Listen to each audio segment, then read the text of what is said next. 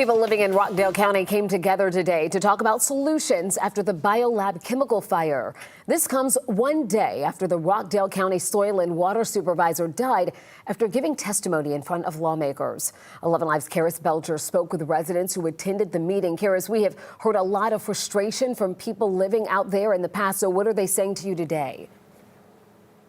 Well, that frustration was pretty consistent today at the Community Empowerment Church here in Conyers. In fact, the consensus from people I spoke with was that the community will be the people responsible for finding solutions to the possible long-term effects left over from the fire, especially because, to the people I heard from, the messaging has been so inconsistent, both from BioLab and from Rockdale County officials. At the very beginning of this meeting, one woman did mention that soil and water supervisor who died. Kenny Johnson is his name. He collapsed after giving testimony at a public meeting about the chemical plume at the BioLab facility. Now, there were no BioLab representatives at this meeting. Additionally, there was only one representative from Rockdale County.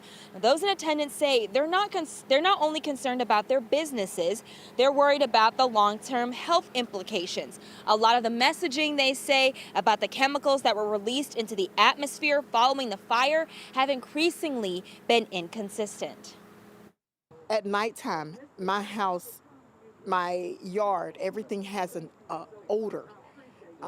I didn't find out until today that we were supposed to call them to remove debris from our yards. Me and my grandchildren removed our debris. So I feel that their late actions on this is ludicrous. I feel like someone should be down here speaking with us.